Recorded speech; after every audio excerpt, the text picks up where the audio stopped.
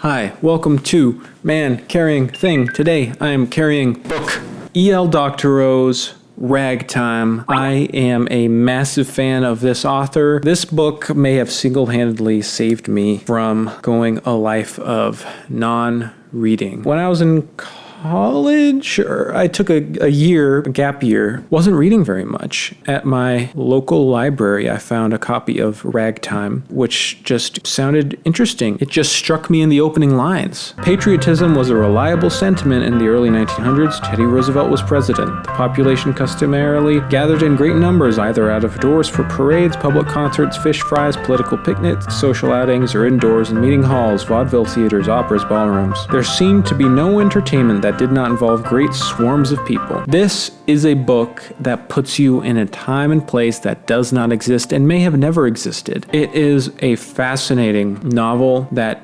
connects real people with fictional people. There were multiple times while I was reading this when I had to Google certain people to try to figure out, okay, is this a real person or is this a fictional character? And some of these people I was surprised to find out were real. This is my first time I learned about Emma Goldman, the famous anarchist. She has a significant role in this. Harry Houdini is in the first scene. He crashes his car in front of this character's house. It is a very fast read. It's written in a way, I saw some critic try to describe it as just like kind of like this machine gun fire, just these short, snappy sentences that's just to the point. This, and this, and this happened. I mean, there's a huge cast of characters. You're jumping from Henry Ford has a little vignette to fucking the rich guy, what's his name? You know, these rich tycoons of the era and their weird obsessions and fantasies, and Henry Ford wasn't particularly weird to be around and interact with.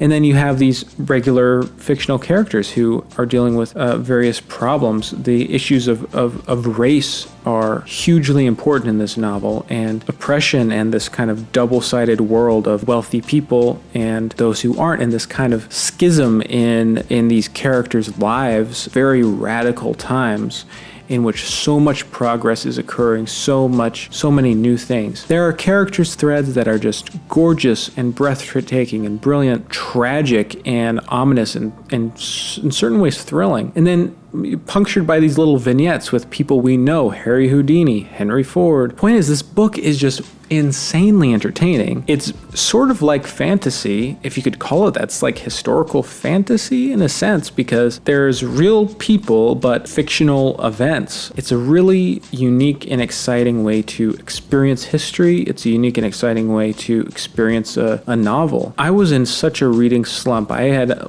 not read since high school. I was really just away from books in a really unhealthy way that was making me unhappy, and this was the book that pulled me out of that snapped me out of that, because it had this electric writing quality that just engaged me instantly. I've since read other books by E.L. Doctorow. His short story collection, The Lives of the Poet, which was great, except for the title story, which is unfortunately the longest. I didn't like that one, but his short stories are very good. The Waterworks, which is great. It's very much like an Edgar Allan Poe story written in a style of a book that would have been written in the early mid 1800s. And it's kind of like a spooky science fiction tale in a sense. Billy Bathgate is one that's famous, turned into a movie. I actually DNF'd that. It was just like a gangster story about a kid and a gangster, and it just didn't interest me. I also DNF'd Homer and Langley, which is kind of another fictional account of real people. Regardless of those two DNFs, still a great writer. The books were still enjoyable. I just, for whatever reason, other stuff got in the way. I just didn't feel a need to finish them. Felt like I got what I could out of them. That was different with Ragtime, where Ragtime I was pulled clear to the end. I was caring about these characters and overjoyed with each new weird vignette with actual historical people. First off, I just think this era of history is really interesting, the turn of the century, the early 1900s, and through this lens of fiction and mythology, it really is a joy to read. If you enjoy history, if you enjoy fantasy, honestly, I suggest reading Ragtime. That's my take. I know this is kind of a short and sweet video. I just wanted to share this book that is very personal to me. It's one of my favorites, and I think I think people will enjoy. So thanks for watching. If you're new to the channel, like and subscribe. Smash that frickin' like button. Bye.